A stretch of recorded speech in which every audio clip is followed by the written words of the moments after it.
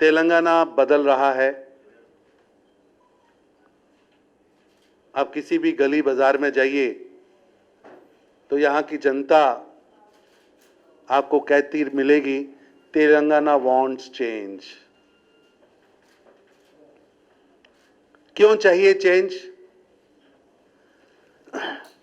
मैंने देश के अंदर कई तरह की पार्टियां देखी हैं, कई तरह की सरकारें देखी। बाप बेटी की सरकार, कहीं पर मां बेटे की पार्टी भी है।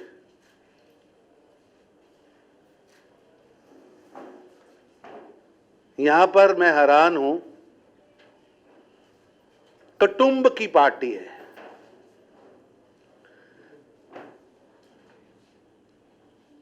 वो एक वर्ड है, अगर कोई बिजनेस को डील करते हो, HUF, अनडिवाइडेड हिंदू फैमिली के लिए इस्तेमाल होता है। लेकिन यहां वो HUF ऐसा है कि जैसे सरकार तेलंगाना की ना हो, एक परिवार के HUF की सरकार है। बेटा भी है, बाप भी है, बिटिया भी है, दामाद भी है, दामाद का रिश्तेदार भी है, बहनोई भी है।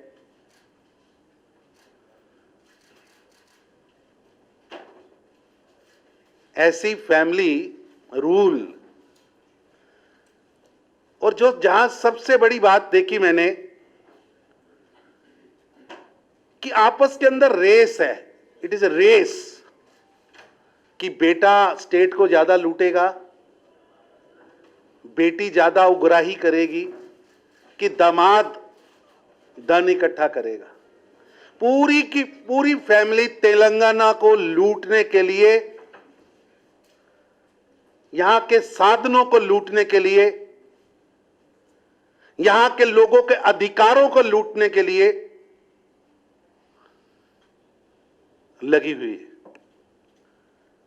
मैं कार्यकर्ताओं से सुन के हैरान था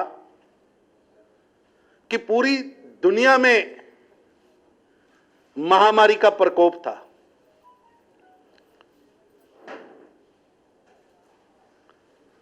तेलंगाना में 2 प्रकोप थे, बाढ़ का प्रकोप भी था, वो भी झेला यहां के लोगों ने, और महामारी भी झेली। लेकिन सो कॉल्ड HUF के कर्ता यानी राजा साहेब, महाराजा साहेब अपने फार्म हाउस से 7 स्टार महल से नहीं निकले। 7 स्टार फार्म हाउस से नहीं निकले और केवल राजा साहेब, राजा बाबू देखी थी ना आपने, वो हमारे राजा साहेब, राजा बाबू,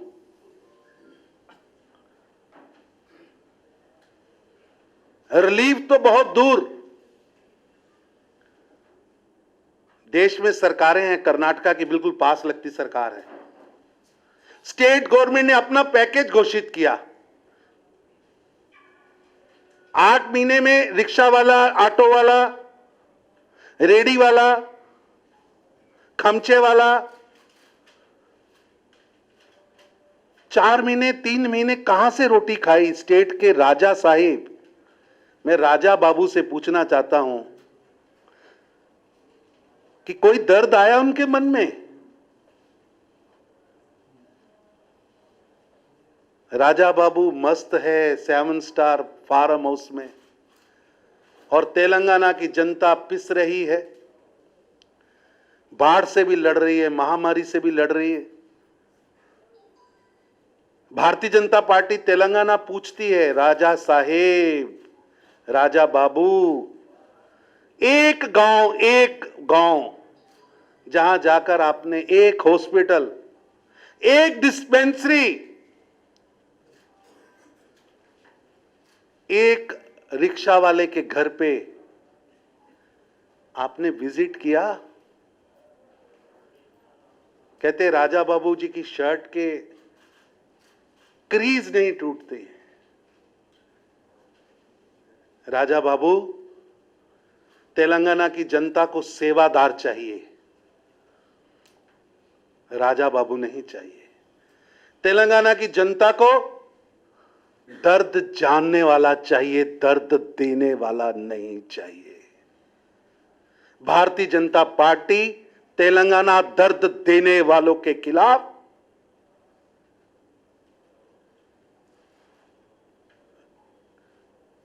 उनके चेहरे पर चढ़े नकाब उतारेगी।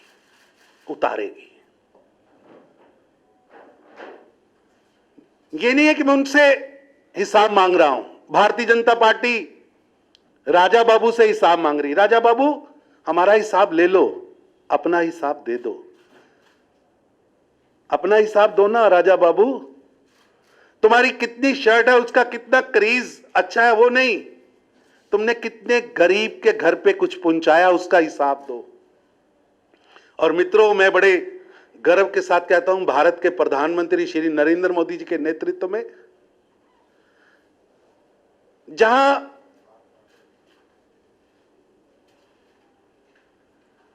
तेलंगाना की सरकार रजवाड़ा शाही की सरकार है, निजाम शाही की सरकार है, राजकर शाही की सरकार है,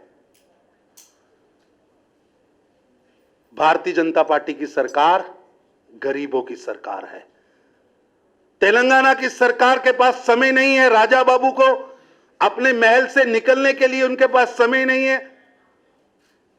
कहते अब शुगन हो जाएगा, मैं सचिवालय चला जाऊंगा। आप सबसे बड़ा शुगन हैं, आपसे क्या अब शुगन होना है? आप खुद ही सबसे बड़ा शुगन है। क्यों नहीं जाते सीएमओ सचिवालय में? क्यों नहीं बैठते? क्योंकि किसी का दर्द सुनना पड़ेगा, दर्द सुनेंगे तो दवा देंगे। और प्रधानमंत्री श्री नरेंद्र मोदी जी के नेतृत्व में हमने जिसके घर पे रसोई गैस नहीं था, रसोई गैस पहुंचाया। जिसके घर पे शौचालय नहीं था, शौचालय पहुंचाया। जो तेलंगाना का व्यक्ति कभी बैंक में नहीं गया था, 70 साल में बैंकिंग से जिन लोगों को पीछे रखा, हमने उनको जनधन अकाउंट दिया। हमने 12 रुपए में 330 में इंश्योरेंस दिया। गरीब के जीवन में परिवर्तन लाने वाले नरेंद्र मोदी जी। और दूसरी तरफ तेलंगाना में सारी सरकार अपनी क्रीज, अपने 7 स्टार कल्चर और अपने परिवार को, अपने कुटुंब को, दो में मुकाबला है। एक का कुटुंब गरीब का घर है। नरेंद्र मोदी के लिए कुटुंब का मतलब है गरीब का घर। 135 करोड़ नागरिक, तेलंगाना की करोड़ों जनता भारतीय जनता पार्टी के लिए कुटुंब है। और हमारे राजा बाबू के लिए बाप, बेटा, बेटी, दामाद, उससे आगे सोचते ही नहीं। ये नए नए जो निजाम शाही और राज करके वारिस है ना, मैं इनको बताना चाहता हूं कि जब आप अपने 7 स्टार फार्म हाउस में थे, भारतीय जनता पार्टी इस देश में 80 करोड़ गरीबों को 8 महीने का अनाज दे रही थी, जिसमें तेलंगाना के भी 1.5 करोड़ लोग थे। 1 करोड़ 55 लाख लोग, जिनके लिए जिनको 500 रुपया हमने उनके बैंक अकाउंट में डाला, उन बेनिफिशियरीज को। 1 करोड़ 85 लाख लोगों को राशन दिया। 666 करोड़ रुपया किसान सम्मान निधि के नाते उनके अकाउंट में डाल दिया। चाहे ईपीएफ हो, बिल्डिंग कंस्ट्रक्शन लेबर हो, 8,30,000 लेबर के परिवारों को बेनिफिट दिया ताकि वो इस महामारी में लड़ सके।